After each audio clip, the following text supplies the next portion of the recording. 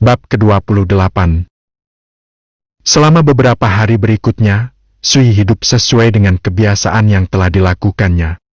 Di pagi hari, dia akan berjalan di sepanjang Great Aja dan berlatih seni bela diri di hutan Murbei. Pada siang hari, dia akan kembali ke kota dan membeli obat-obatan herbal, lalu pulang ke rumah untuk menyiapkan mandi obat untuk memurnikan tubuhnya.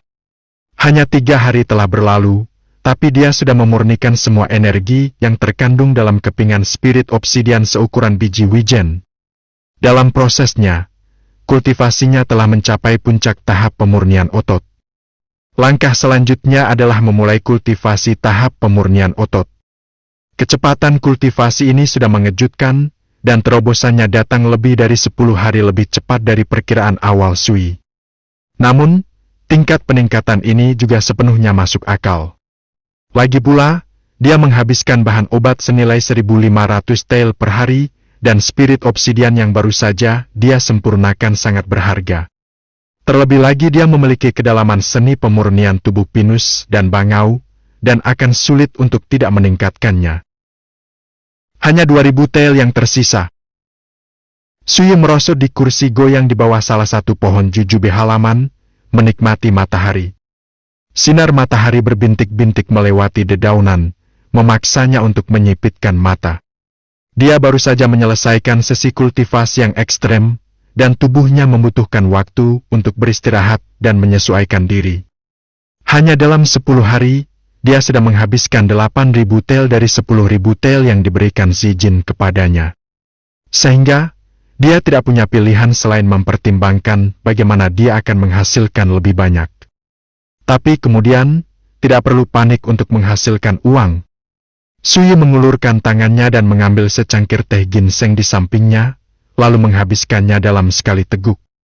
Seketika, kehangatan yang menyegarkan mengalir ke tenggorokannya, lalu mengalir melaluinya seperti air pasang, menyebar ke setiap tulang di tubuhnya. Darah dan kinya berkobar sebagai tanggapan, dan dagingnya yang kelelahan mulai pulih dengan cepat.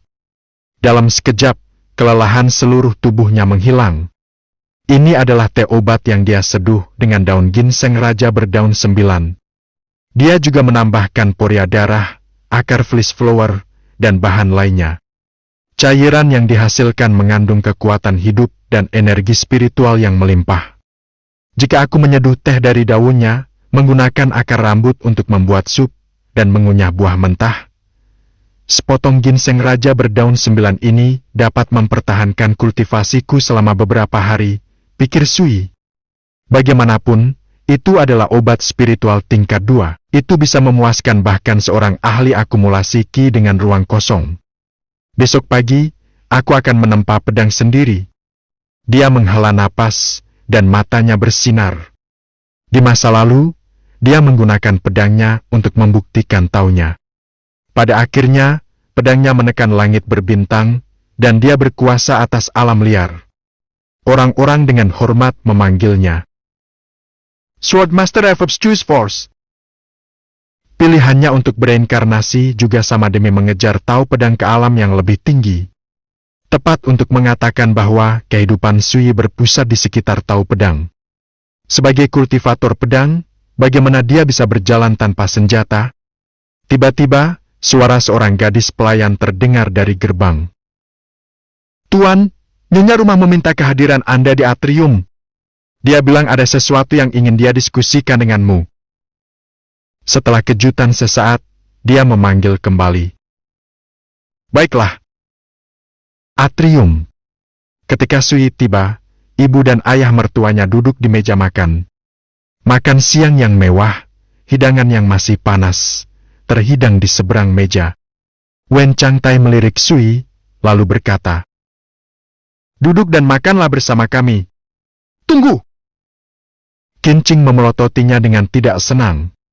Wen Changtai segera tutup mulut, menundukkan kepalanya, dan terus makan dalam diam.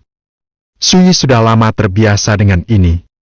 Ayah mertuanya, Wen Changtai, adalah orang yang jujur, baik hati, dan tidak ambisius, yang tidak menginginkan apapun selain menjalani hari-harinya dengan damai.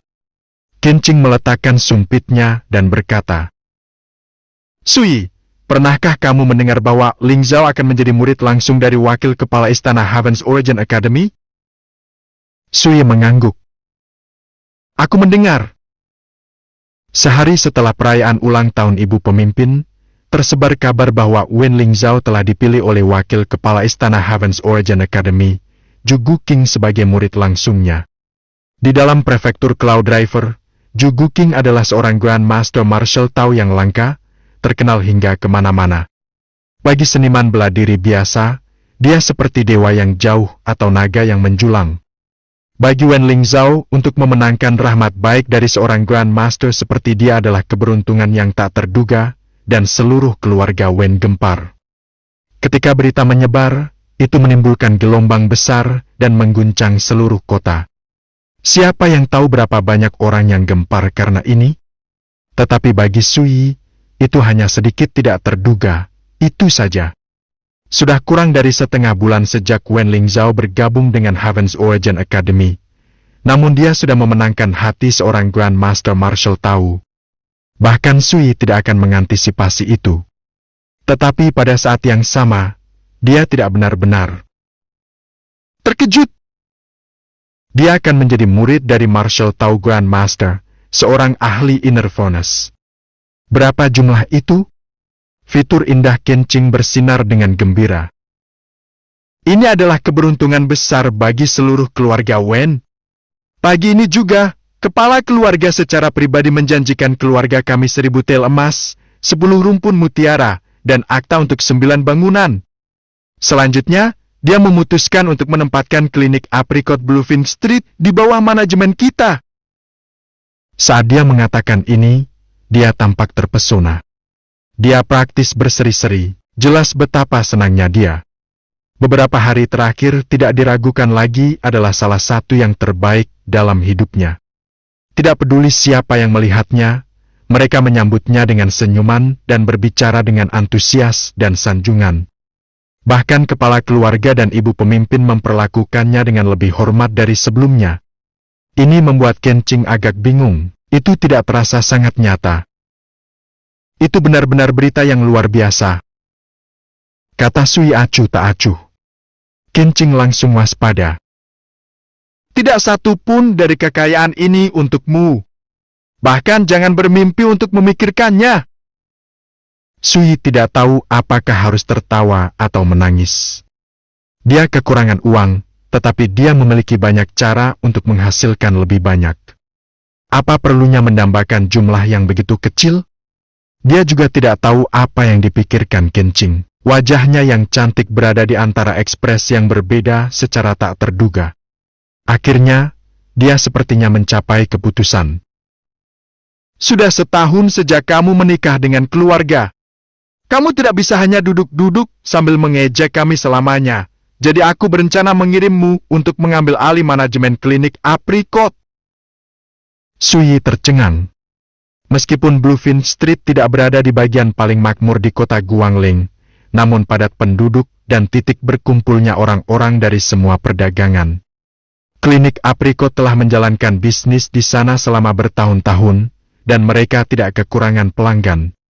Yang menggelitik kecurigaan Sui adalah bahwa ibu mertua yang selalu membenci dan membencinya memberinya keuntungan entah dari mana. Apakah dia benar-benar melakukan ini karena kebaikan hatinya? Dia tidak perlu bertanya-tanya lama. Ekspresi Kencing berubah serius, dan dia berkata dengan tajam. Aku memperingatkanmu, meskipun kamu akan mengelola klinik Apricot, aku berharap kamu menghasilkan 1000 tel prak sebulan. Kurang dari itu, dan jangan salahkan aku karena tidak berperasaan. Sui akhirnya mengerti. Inilah ibu mertuanya yang sesungguhnya. Ini ibu mertua yang kuingat. Dia tidak akan pernah melakukan sesuatu yang baik untukku tanpa alasan. Wen Changtai tidak bisa menahan diri untuk tidak menyela. 1000 tel sebulan? Kencing berkata dengan penuh kemenangan. Aku begadang semalaman, dan akhirnya aku membereskan buku besar klinik Apricot. Jika bisnis berlanjut pada tingkat saat ini, itu akan menghasilkan 1000 tel sebulan, mau melakukannya atau tidak dengan modal 300 tel. Sui tercengang. Tampaknya di mata ibu mertuanya, dia hanyalah kerja keras gratis, dan kerja tidak dibayar pada saat itu. Apa yang terjadi di sini? Dalam kehidupan masa laluku, aku adalah penguasa alam liar, Sword Master of Obscure Force. Sekarang, setelah reinkarnasi, bahkan ibu mertuaku yang licik dapat mengeksploitasiku sesukanya. Apa yang terjadi jika dia tidak bisa mendapatkan 1000 dalam sebulan? Tanya Wen Changtai. Kencing mendengus, lalu berkata dengan cekatan. Aku tidak peduli. Dia bisa membayar sisanya nanti. Tidak apa-apa selama dia membuat penghasilan dalam 3 bulan. Dia berhenti, lalu melanjutkan dengan santai. Tapi kalau begitu, dia harus membayar sedikit bunga tambahan. Semakin banyak dia berhutang pada kita, semakin tinggi bunganya. Jika dia tidak dapat melunasi hutangnya dalam waktu 3 bulan, dia harus membayar bunga atas bunganya, dan total hutangnya akan tumbuh tanpa henti, berlipat ganda tanpa akhir. Hanya mendengarkan, Wen Changtai yang lembut dan baik hati tidak bisa menahan napas. Dia mulai merasa kasihan pada Sui. Kencing menyesap teh untuk membasahi tenggorokannya, dan tatapan tajamnya tertuju pada Sui. Kamu tidak akan gagal membayar hutangmu, kan? Alih-alih menjawab, Sui mengajukan pertanyaannya sendiri. Dan bagaimana jika aku menghasilkan lebih dari 1000 tel per bulan? Kencing tertawa terbahak-bahak. Kamu mungkin seorang penggoda, tetapi kamu masih punya ambisi. Bahkan kamu mengerti bahwa semakin banyak uang yang kamu hasilkan, semakin baik. Katanya menyetujui. Kalau begitu, aku akan langsung memberitahumu bahwa jika kamu mendapatkan lebih dari 1000 tael, kamu dapat menyimpan sisanya. Baik. Sudah bereskan. Sui setuju tanpa berpikir 2 kali. Kencing tercengang. Dia tidak akan pernah menduga bahwa dia akan setuju begitu saja, dan itu membuatnya gelisah. Dia memikirkannya, lalu memperingatkannya lagi. Jika kamu berani mencoba bisnis lelucon apapun, jangan salahkan aku karena perilaku aku yang buruk. Tidak lama kemudian, Sui pergi. Kencing mengirimnya ke klinik aprikot besok. Dia akan tinggal di sana mulai sekarang. Ini sebenarnya kabar baik untuknya. Tetap berada di perkebunan keluarga Wen membuat segalanya tidak nyaman, tetapi akan berbeda di luar. Segera, hanya Kencing dan Wen Changtai yang tersisa di atrium. Wen Changtai tidak bisa tidak bertanya. Mengapa kamu mengirim Sui untuk mengelola klinik? Kakak kedua sudah lama memegang kendali di sana, dan semua orang di sana ada dalam daftar gajinya, dari dokter hingga pelayan. Dia menghela nafas meskipun dirinya sendiri. Jika kamu mengirim Sui sendirian, mereka pasti akan menggertaknya. Berapa banyak dia akan menderita di sana? Jika kamu mampu seperti saudara laki-laki keduamu, bagaimana mungkin ibu pemimpin membiarkan Sui menikah dengan keluarga kita sejak awal? Bentak Kencing. Apakah kamu tahu seberapa dalam pengaturan ini telah merugikan putri kita? Sekarang lihat kakak tertuamu. Dia adalah kepala keluarga, dengan semua kekuatan dan otoritas yang menyertainya. Dia mengendalikan seluruh aset keluarga. Seberapa mengesankan itu? Sekarang lihat dirimu. Kamu telah gagal dalam belajar dan seni bela diri, dan kamu tidak pernah berusaha untuk apapun. Semua barang bagus telah berakhir di tangan kakak laki-lakimu. Jika bukan karena aku secara pribadi mengambil alih urusan keluarga kita, dengan kemampuanmu yang sedikit, anggota keluarga lainnya akan sudah lama menggertak kita sampai mati. Kencing menegurnya dengan sangat kejam sehingga Wen Changtai tidak berani mengatakan sepatah kata pun. Dia hanya bisa meringis. Tapi kemudian, dia selalu seperti itu. Dia tahu betul bahwa dibandingkan dengan saudara-saudaranya, dia memang cukup biasa-biasa saja. Selain itu, watak dan kelihayan Kencing yang kuat hanya mengimbangi ketidakmampuannya sendiri. Beberapa waktu berlalu sebelum Kencing akhirnya tampak tenang.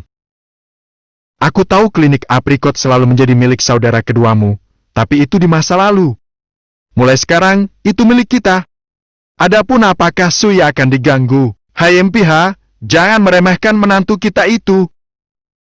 Wen Changtai tercengang. Maksudnya apa?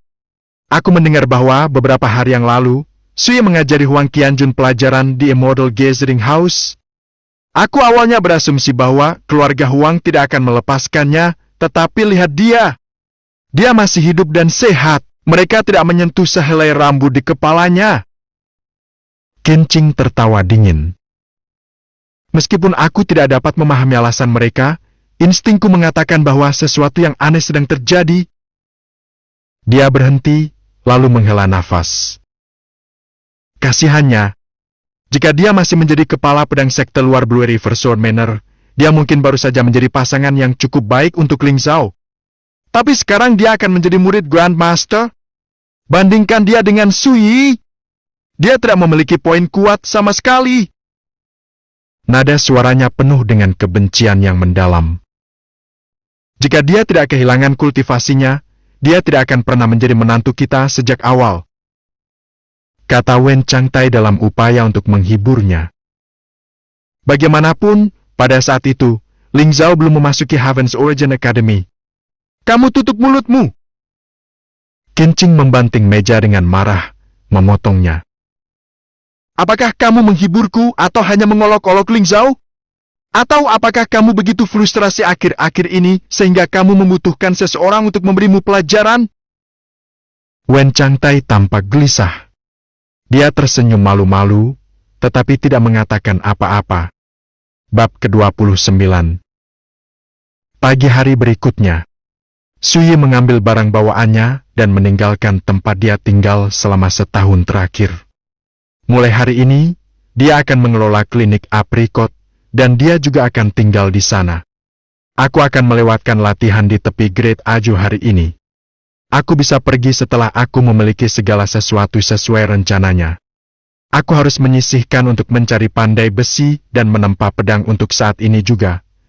Pikir Sui ketika dia meninggalkan perkebunan keluarga Wen. Kota Guangling, Jalan Bluefinch. Jalanan penuh dan ramai dengan aktivitas. Di Great Zhou, hanya sebagian kecil yang berkultivasi martial tahu. Sebagian besar warga adalah manusia biasa. Mereka menghabiskan hidup mereka bekerja untuk mencari nafkah dan menafsirkan pasang surut dunia di sekitar mereka. Sui berjalan santai di tengah kerumunan, merasa sangat santai. Di klinik aprikot, aku akan dapat bekerja dengan semua jenis bahan obat setiap hari. Aku dapat menggunakannya untuk berkultivasi martial tahu. Ini sebenarnya hal yang baik bagiku. Aku akan dapat meningkatkan kecepatan kultivasiku. Tapi kemudian, itu dengan syarat aku bisa mendapatkan 1000 tael perak sebulan. Sui tiba-tiba berhenti di jalan. Seorang pemuda berjubah brokat mewah sedang tersenyum padanya. Dia mendekat dengan penuh semangat, dan bahkan sebelum mencapai Sui, dia mengepalkan tinjunya dengan gembira. Saudara Su, kamu juga jalan-jalan? Kebetulan sekali. Ini tidak lain adalah Huang Qianjun. Ketika tuan muda nakal yang terkenal dari kota Guangling muncul, para pejalan kaki buru-buru mundur, seolah-olah dia adalah bencana alam atau binatang buas. Sepertinya kamu sudah menungguku selama ini. Sui meliriknya. Siapa yang begitu bosan untuk berjalan-jalan di pagi-pagi begini? Huang Qianjun tampak agak malu. Dia mulai menjelaskan. Saudara Su, tidak apa-apa. Selah Sui. Ayahmu menyuruhmu melakukannya, kan? Kamu dapat kembali dan memberitahu dia bahwa tidak perlu untuk ini. Saat dia berbicara, dia melanjutkan ke depan. Huang Qianjun tiba-tiba merasa bersalah. Sui telah melihat tujuannya dengan jelas.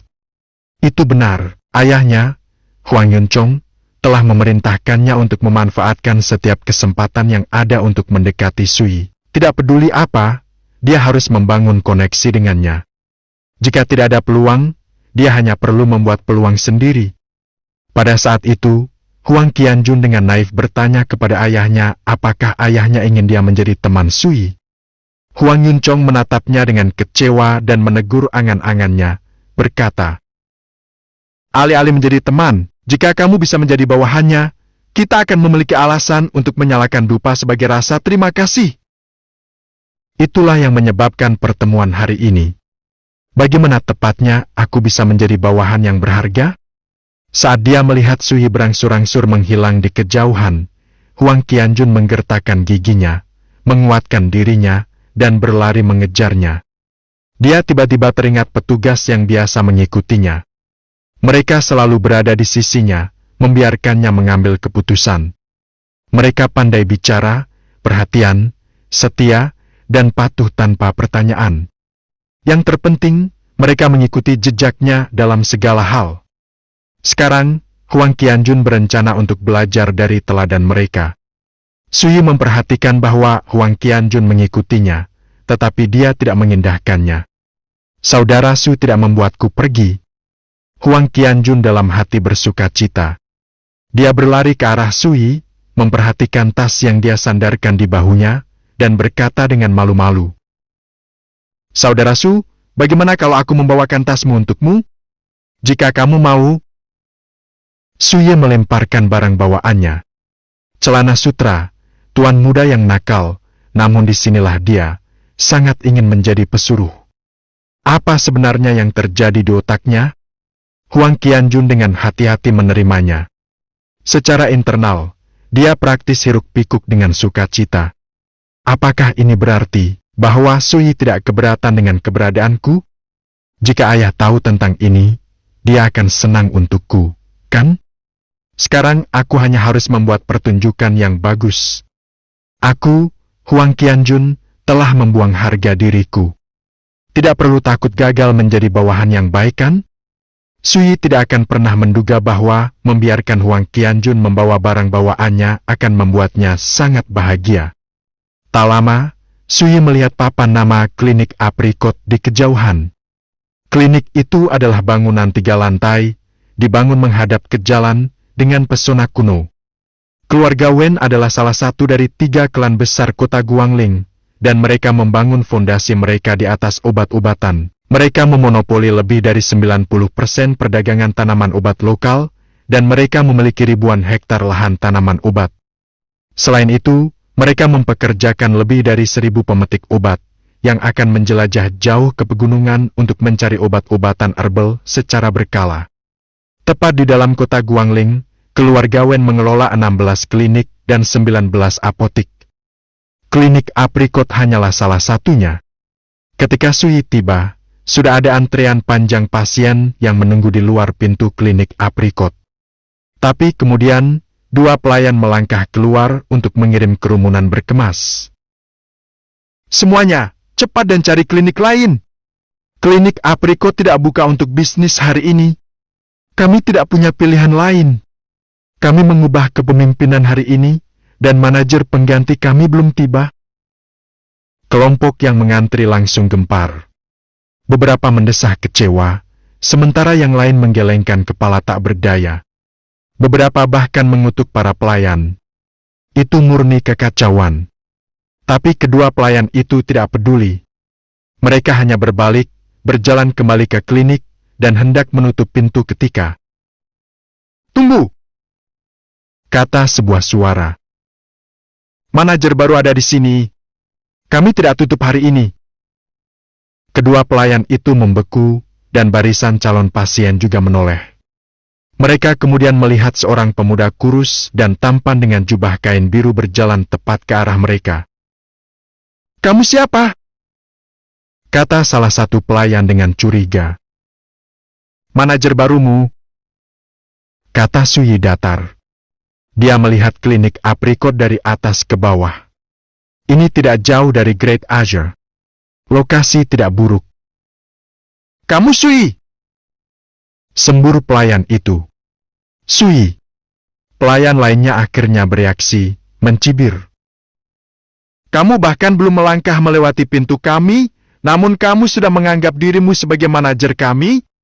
Aku khawatir kamu akan keluar dari pintu sebelum pantatmu punya waktu untuk menghangatkan kursimu. Ketika dia mendengar ini, Sui dengan tajam menangkap sesuatu. Sepertinya karena kedatangannya yang akan datang, seluruh staf klinik telah membicarakan banyak hal dan setuju untuk mengajari manajer baru mereka pada tempatnya. Jadi itu dia. Itu menantu keluarga Wen yang tinggal. Tidak heran klinik aprikot tutup untuk hari itu. Itu karena dia. Orang-orang yang mengantri mulai berbisik di antara mereka sendiri. Siapa di kota Guangling yang tidak tahu tentang Sui, menantu keluarga Wen? Wen Lingzhao yang malang telah dipaksa untuk menikahi seorang cacat. Siapa yang tahu berapa banyak orang, bahkan sekarang, meratapi kemalangannya? Menantu yang terhormat, maafkan keberanianku, tetapi saya menyarankan Anda untuk pulang dan diam-diam menjalani hari-hari Anda seperti seharusnya menantu yang tinggal. Orang sepertimu sama sekali tidak cocok untuk mengelola urusan klinik aprikot. Pelayan itu semakin tak kenal takut. Nada suaranya penuh teka-teki dan ekspresinya benar-benar menghina. Sui meliriknya, lalu berkata dengan lemah. Kedepan, kamu tidak perlu kembali ke klinik aprikot. Pelayan itu tercengang. Dia menunjuk dirinya sendiri. Apakah kamu memecatku? Hahaha! Aku lupa memberitahumu. Tetapi keluargaku telah melayani penatua kedua keluarga Wen selama 3 generasi dan kami sudah lama menandatangani perjanjian. Tidak ada orang lain yang bisa mengusirku. Dia menjual dirinya ke dalam perbudakan kontrak, jadi mengapa dia bertindak begitu bangga?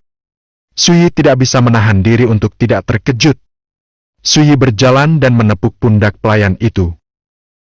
Kamu menjual dirimu ke keluarga Wen, bukan ke klinik aprikot. Aku manajer di sini sekarang. Jika kamu benar-benar tidak ingin pergi, aku tidak akan keberatan, tetapi jangan mengharapkan upah apapun. Kamu berani? Mata pelayan itu memerah. Dia sangat marah. Persetan dengan nenekmu.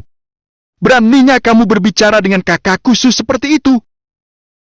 Huang Qianjun telah mengikuti Sui sampai ke sini, dan dia tidak bisa lagi menahan amarahnya. Dia melangkah maju, lalu menampar wajah pelayan itu. Wap! Pelayan itu terhuyung-huyung, lalu berguling menuruni tangga, menjerit seperti babi yang disembelih.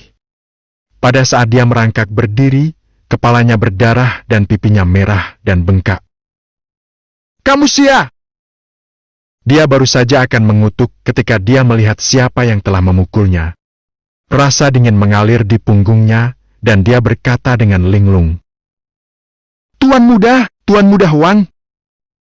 Kerumunan yang menunggu untuk menemui dokter gempar. Mereka baru saja mengenali Tuan Muda nakal yang terkenal itu. Kamu masih di sini? Haruskah aku mengartikan ini kalau kau mengundangku ke rumahmu untuk berkunjung? Mata Huang Qianjun membawa ancaman kekerasan. Pelayan itu tidak berani berlama-lama. Dia berlari, terlalu takut bahkan untuk kentut. Persetan! Huang Qianjun meludah, lalu melihat sekeliling. Ketika dia menyadari Suye sudah masuk ke dalam klinik, dia buru-buru berlari mengejarnya. Apa yang sedang terjadi? Mengapa celana sutra keluarga Huang bersama dengan menantu keluarga Wen?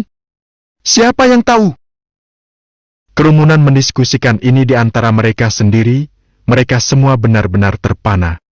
Bau ubat meresap ke bagian dalam klinik aprikot, menenangkan hati. Baris demi baris lemari obat dipajang, dengan segala macam dekorasi dan furnitur menghiasi area yang berbeda. Kliniknya bersih dan luas. Tidak buruk. Sui berdiri dengan tangan di belakang, senang dengan apa yang dilihatnya. Setidaknya untuk sementara, ini akan menjadi basis operasinya. Menantu keluarga Wen, apa artinya ini? Seorang pria paruh baya kurus memelototinya. Sekitar selusin orang lain berdiri di sampingnya, pelayan, asisten, apoteker magang, dan pelayan. Mereka semua memasang ekspresi yang tidak sedap dipandang di wajah mereka. Mereka baru saja menyaksikan semua yang terjadi di luar. Sui berjalan di belakang konter dan dengan santai duduk di kursi kayu yang disediakan untuk manajer, lalu meregangkan tubuh sebelum melirik pria paruh baya itu. Mulai hari ini, aku adalah manajer klinik aprikot. Katanya datar. Aku tidak peduli apa yang kalian pikirkan, tetapi jika kalian ingin mempertahankan pekerjaan kalian, sebaiknya kalian tidak menghalangiku. Seorang pria berbaju abu-abu segera tertawa dingin. Kamu tidak mengerti apa-apa.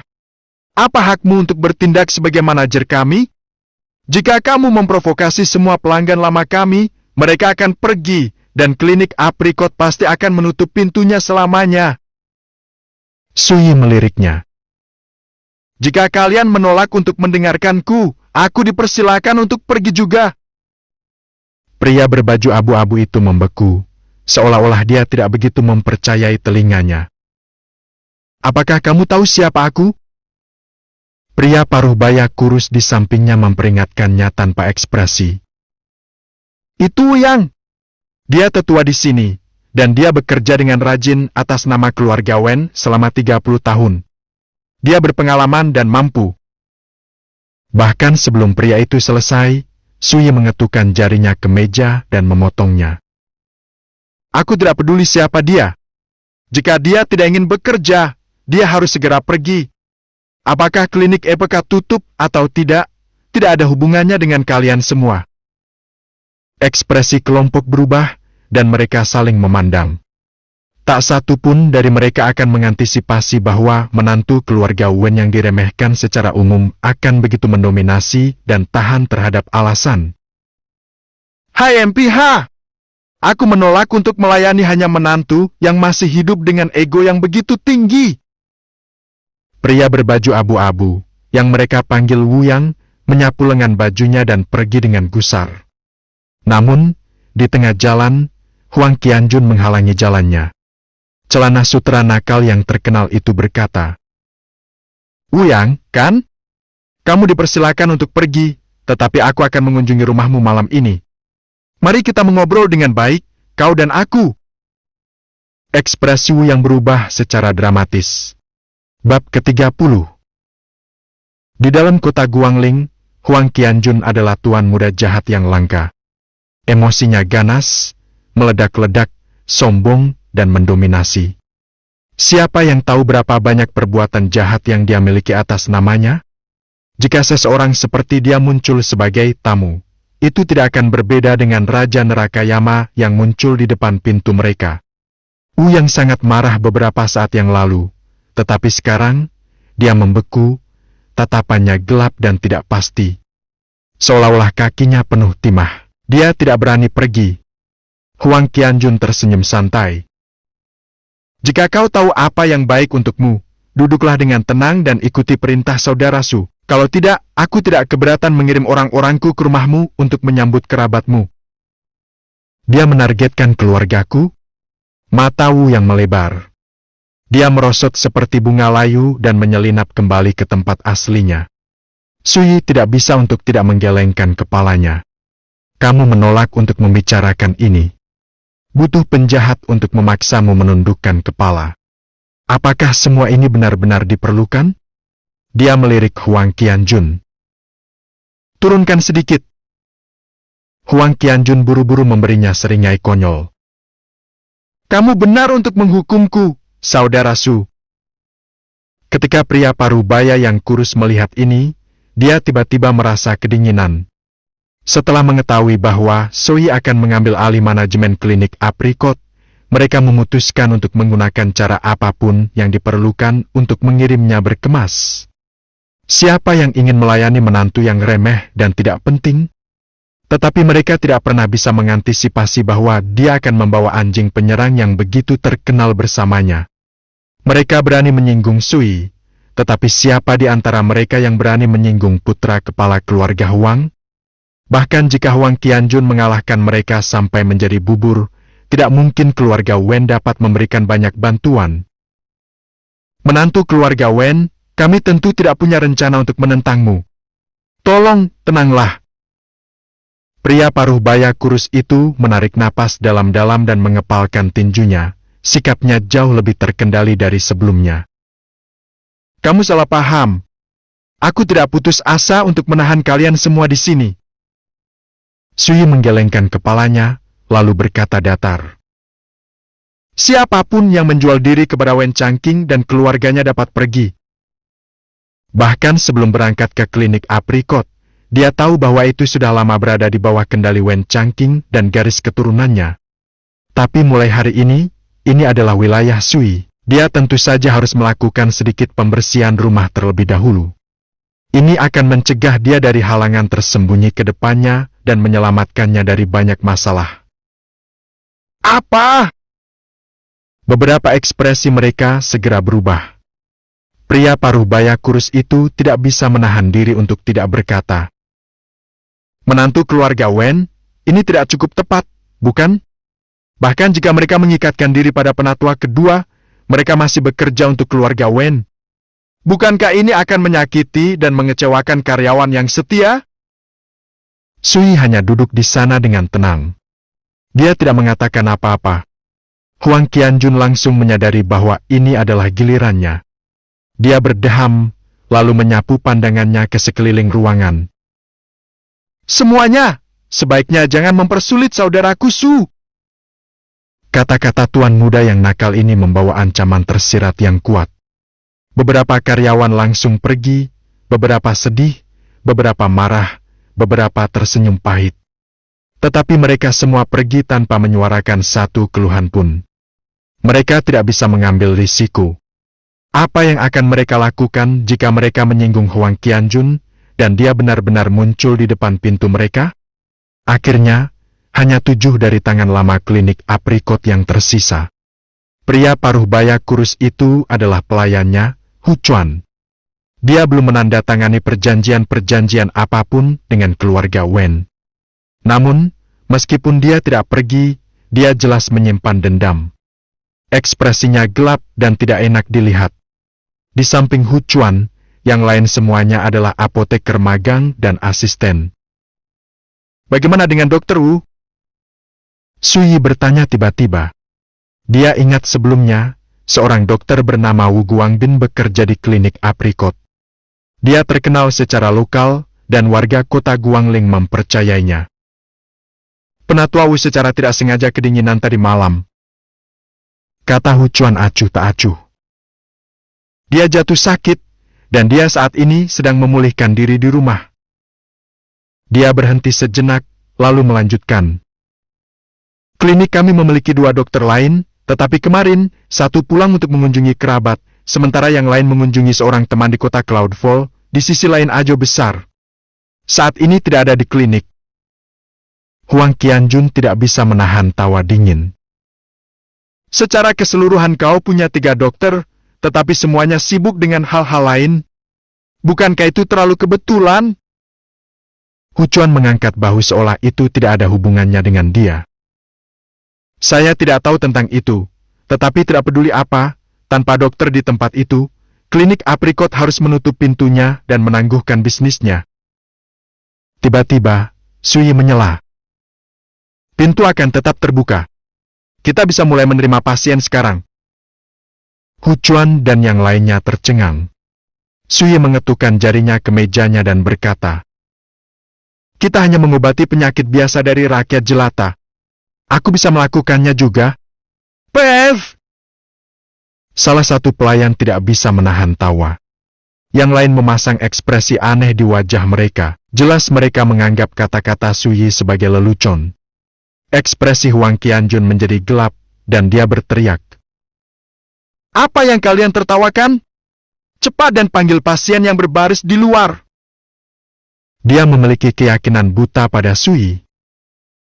Kalau begitu, kami menantikan untuk melihat pencapaian medis menantu keluarga Wen yang terhormat dengan mata kepala kami sendiri. Kata Hu Chuan datar. Dia memerintahkan kedua pelayan untuk membuka pintu dan mengizinkan pasien masuk. Tak lama, seorang wanita tua berambut putih berjalan ke kasir. Tatapannya menyapu seluruh klinik. Di mana Dokter Wu Guangbin? Dia tidak ada di sini. Kata Sui dari belakang kasir. Aku bisa memperlakukanmu sebagai gantinya. Tapi wanita tua itu hanya meliriknya, menggelengkan kepalanya, lalu berbalik untuk pergi. Ketika Hu Chuan dan yang lainnya melihat ini, ekspresi mereka menjadi semakin aneh. Mereka berencana untuk hanya duduk dan menonton lelucon ini dimainkan. Sui tidak keberatan sedikit pun. Lanjut. Seorang pria yang begitu kuat, dia tampak seolah-olah dia ditempa dari besi masuk. Ketika dia mengetahui bahwa Wu Guangbin tidak ada di tempat itu, dia menggelengkan kepalanya dengan kecewa. Kenapa dia tidak mengatakannya lebih awal? Dia meludah. Kau membuang waktuku. Dengan itu, dia berbalik untuk pergi. Tuan, Anda? Hu Chuan menahan tawanya dan angkat bicara. Cara dia melihatnya, jika hal-hal terus seperti ini, Sui hanya akan mempermalukan dirinya sendiri. Lanjut. Sui berkata datar, tanpa sedikit pun perubahan ekspresi. Kakak Su, aku akan memanggil mereka. Huang Qianjun adalah antek yang lahir alami. Ketika dia melihat situasinya, dia berbalik dan keluar dari klinik aprikot. Di luar, dia melihat antrean telah menyusut, lebih dari setengah calon pasien telah pergi. Ayo cepat dan pergi. Dokter Wu tidak masuk. Apa yang dipikirkan klinik aprikot? Mereka membiarkan menantu keluarga Wen merawat pasien? Mereka sudah gila! Kerumunan mulai berdiskusi, dan satu orang pergi satu demi satu. Ini tidak bagus. Ini hari pertama kakak Su bekerja. Bagaimana dia bisa duduk sambil menendang tumitnya? Sebagai bawahannya, jika aku membiarkan ini terus berlanjut, bukankah itu akan membuatku terlihat tidak kompeten? Ekspresi Huang Qianjun berubah menjadi kejam. Dia berjalan menuruni tangga batu, dan tatapannya menyapu pasien yang belum pergi. Hai! Tetap dalam antrean, kalian semua. Jika ada yang berani pergi tanpa izin, jangan salahkan aku atas perilaku burukku. Katanya dingin. Para pasiennya hampir semuanya orang biasa. Pemandangan celana sutra nakal seperti Huang Qianjun membuat hati mereka ketakutan, dan tidak ada dari mereka yang berani pergi. Kau! Masuk! Huang Qianjun menunjuk ke seorang lelaki tua kurus berwajah pucat. Saya! Pria itu tampak panik, dan dalam hati, dia berteriak dalam tekanan. Orang tua, membuat kakakku semengobatimu adalah berkah dari leluhurmu. Kata Huang Qianjun dengan kejam. Jangan tidak tahu berterima kasih. Pria tua itu meringis, lalu menundukkan kepalanya dan berjalan masuk, seolah-olah dia kehilangan jiwanya. Ketika Hu Chuan dan yang lainnya melihat ini, mereka hanya bisa menggelengkan kepala. Tuan muda nakal ini sengaja provokatif tanpa alasan yang baik. Sejak kapan kamu harus mengancam pasien untuk memeriksakan diri ke dokter? Ketika dia masuk, lelaki tua itu tersenyum pahit. Dokter Su, saya baik-baik saja. Saya tidak membutuhkan perawatan medis sama sekali, jadi bisakah Anda membiarkan saya pergi? Sui menggelengkan kepalanya. Kamu sakit. Aku tidak. Orang tua itu menegakkan punggungnya dan menyangkalnya. Ya, kamu. Aku benar-benar tidak. Orang tua itu tanpa sebab menangis. Hu Chuan hampir tertawa terbahak-bahak. Lihat ini. Betapa tidak masuk akalnya. Sui bangkit, berjalan ke arah lelaki tua itu, dan berkata, baru-baru ini, kamu mengalami batuk hebat di malam hari. Kamu sering merasa lelah, dan kamu juga sering kedinginan dan sakit parah. Apakah aku benar? Bagaimana kamu tahu? Pria itu tercengang, terlalu tercengang untuk merasa cemas. Hu Chuan dan yang lainnya memandang Sui dengan sedikit terkejut. Mendiagnosis pasien hanya dengan melihat, mendengar, mengambil riwayat kesehatan, dan pemeriksaan langsung. Bahkan Wu Guangbin, yang menghabiskan seluruh hidupnya tenggelam dalam seni pengobatan, setidaknya harus menanyakan gejalanya kepada pasien dan memeriksa denyut nadinya untuk memahami penyakitnya. Namun sekarang, tanpa melakukan apapun, Sui telah melihat gejala orang tua itu dalam sekejap. Ada masalah dengan paru-parumu. Itu dikombinasikan dengan usia tua telah menghasilkan gejalamu saat ini. Dengan kenangan kehidupan masa lalunya, mengobati penyakit umum rakyat biasa sesederhana mungkin. Setelah linglung singkat, lelaki tua itu tiba-tiba menjadi gelisah, dan suaranya bergetar.